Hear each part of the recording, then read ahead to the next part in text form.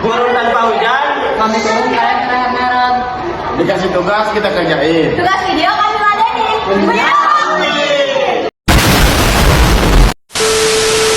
Halo semuanya, nama aku Malikza Tifa Hamidi. Halo, perkenalkan nama saya Zulaiha Harinayang. Halo teman-teman semua, perkenalkan nama aku Jessica Zamebiana Simbalon. halo, perkenalkan nama saya Fikri Nur Alam. Halo, perkenalkan nama saya Dila Saputra. Halo, perkenalkan nama saya Eden Abdul Awan. Dan kami berasal dari kelompok 3. Selamat menyaksikan. Desa Pakraman.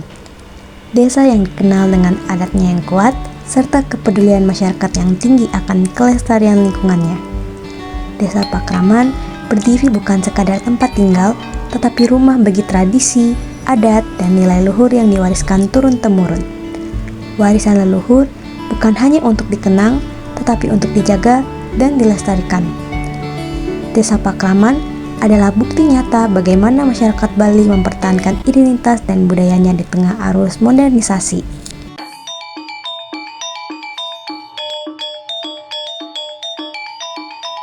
Kearifan lokal adalah nilai-nilai, pengetahuan, dan kebiasaan yang diwariskan secara turun-temurun dari masyarakat setempat, menjadi panduan hidup, identitas budaya, dan pedoman dalam berinteraksi dengan lingkungan alam serta sosial untuk mencapai kehidupan yang harmonis dan berkelanjutan.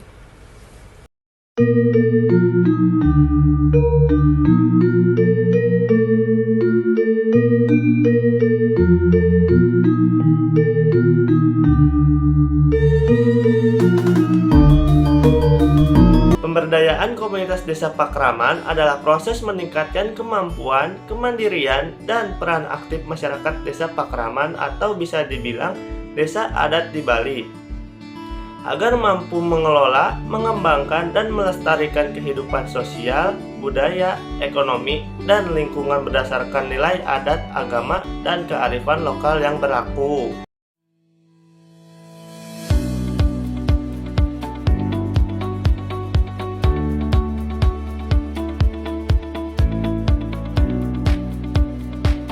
Desa Pertman berasal dari daerah Bali.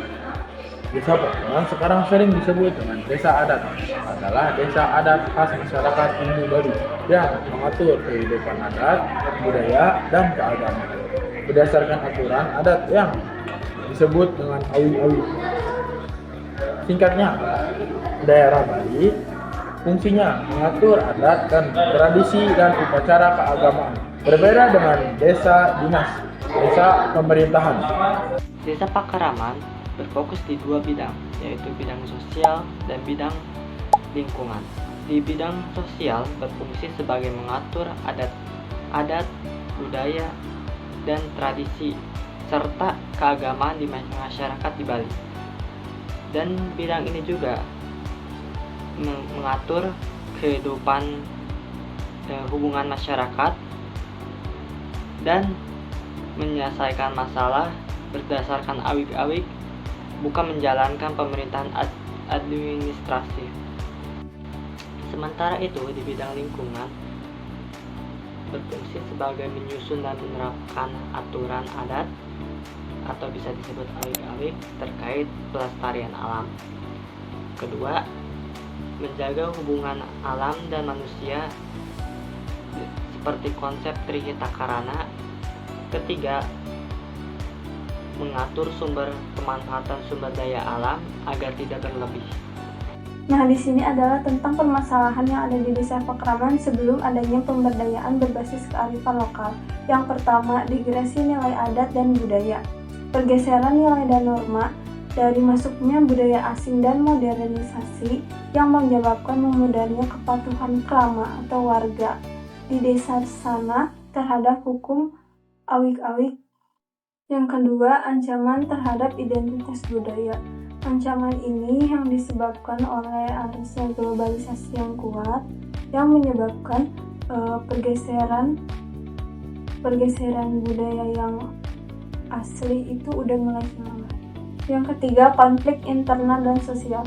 Adanya sengketa tanah antara Desa Pakraman dengan individu atau pihak luar yang mengakibatkan permasalahan dan juga terdapat konflik yang berpotensi munculnya multikulturalisme tanpa ada pertahanan budaya.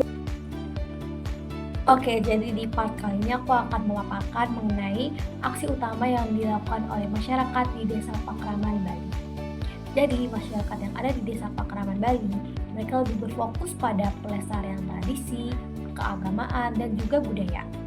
Beberapa kegiatan yang sering mereka terapkan di komunitas mereka seperti kegiatan paruman atau rapat adat, kegiatan keagamaan upacara yatnya di pura, kegiatan pendidikan keagamaan atau dengan nama lain pasraman, serta mematuhi hukum adat yang mereka sebut dengan nama awik-awik untuk menjaga kesucian lingkungan.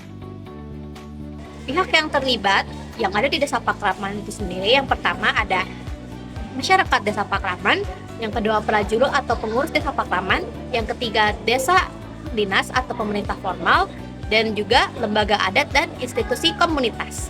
Nah, sedangkan hasil yang diperoleh dari pemberdayaan komunitas di Desa Pakraman itu sendiri, yang pertama peningkatan partisipasi masyarakat, yang kedua pelestarian budaya dan nilai sosial, yang ketiga pengelolaan lingkungan hidup, dan yang keempat pemberdayaan ekonomi dan modal sosial. Thank you everyone. Thank you Elmar.